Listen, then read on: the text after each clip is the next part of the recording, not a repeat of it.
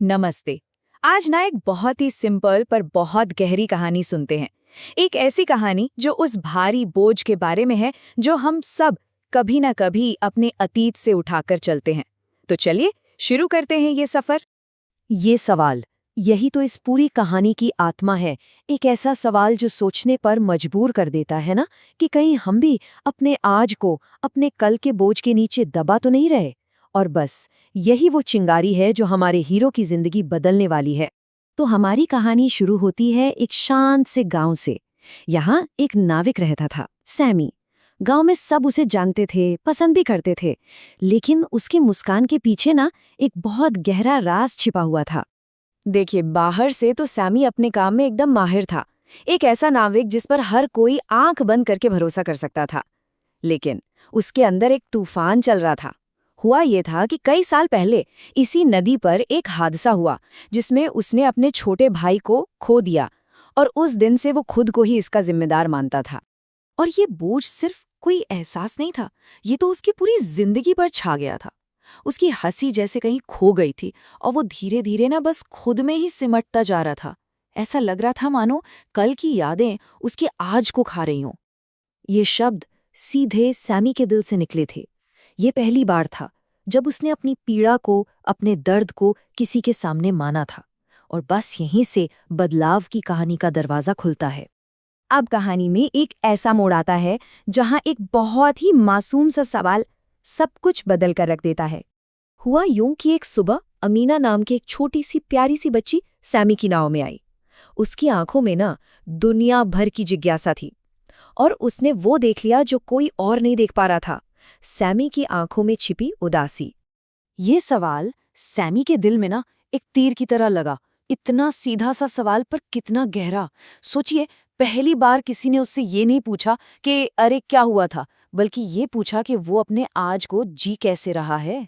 अमीना के वो शब्द सैमी के जहन में गूंजते रहे। उस शाम वो नदी किनारे जाकर बैठ गया। वही नदी जो उसके दर्द की भी गवाह थी और उसके जीवन का हिस्सा भी। और बस वो सोचने लगा, कभी कभी ना प्रकृति ही हमारी सबसे बड़ी टीचर बन जाती है। सैमी ने नदी को देखा। वो बस बह रही थी, हमेशा आगे। वो कभी नहीं रुकती, कभी अतीत को पकड़कर नहीं रखती। और बस उसी पल उसे गहरी बात समझ में आई। तो ये जो बदलाव आया ना, वो 3 स्टेप्स में हुआ। सबसे पहले उसने ये माना, ये स्वीकार किया कि हाँ, अतीत का बोझ है पत्थरों की तरह जो उसकी नाव को डुबो रहा है। फिर उसने एक पक्का फैसला किया कि याद रखेगा, पर अब इसे ढोएगा नहीं। और आखिर में सबसे जरूरी बात, उसने अपने भाई की याद को पछतावे से निकारकर एक सम्मान का, एक श्रद्धांजलि का रूप दे दिया। तो चलिए अब सैमी की कहानी से थोड़ा आगे बढ़ते हैं और ये समझने की कोशिश करते हैं कि ये जो सीख है, ये हमारे अपने जीवन पर कैसे लागू होते हैं। सैमी के फैसले का असर तुरंत हुआ। जैसे ही बोझ उतराना, उसे आज़ादी महसूस हुई, हल्कापन महसूस हुआ। उसे समझ आया कि अतीत वो तो पीछे है और आज तो जीने के लिए एक तोहफा है। सैमी को ये समझ आ गया कि वो अब तक क्या कर रहा था। वो असल में अपराध बोध में, गिल्ट में डूब रहा था। और उसने फैसला किया कि इस एहसास को अब पीछे छोड़ना ही होगा, क्योंकि ये उसे सिर्फ नीचे खींच रहा था। इसका मतलब क्या होता है? इसका मतलब है गिल्ट की फीलिंग में इतना फंस जाना कि आप आगे ही न बढ़ पाएं। ये एक ऐसी मानसिक कैद है जो इंसान को अंदर से खोखला कर देती है। और सैमी इसी कैद से बाहर निकला था। तो अपराध बोध में डूबने की जगह सैमी ने एक पॉजिटिव रास्ता चुना। उसने अपने भाई को याद करने का एक नया और ज्यादा मीनिंगफुल तरीका ढूंढ लिया। किसी की याद का सम्मान करने का मतलब दुख में डूबे रहना नहीं होता। इसका मतलब है एक ऐसा जीवन जीना जो उस इंसान की याद को सार्थक बनाए। ये उस बोझ को एक खूबसूरत श्रद्धांजलि में बदलने जैसा है। तो यहाँ ना 2 रास्ते साफ दिखाई देते हैं। या तो हमारा अतीत एक उम्र कैद बन सकता है जो हमें बंधक बना ले, या फिर वो एक सबक बन सकता है जो हमें जीना सिखाए। और चुनाव हमेशा हमारा होता है। कल का बंधक होने का सीधा सा मतलब है कि आपका आज आपके अतीत के कंट्रोल में है। एक ऐसी हालत जहां इंसान अपनी मर्जी से नहीं, बल्कि अपनी पुरानी यादों के जोर पर जीता है।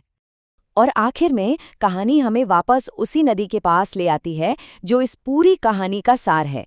नदी की तरह ही जिंदगी भी लगातार आगे बढ़ने का नाम है और हर नया दिन एक नई शुरुआत का मौका है। ये लाइन, ये सोच सब कुछ कह देती है।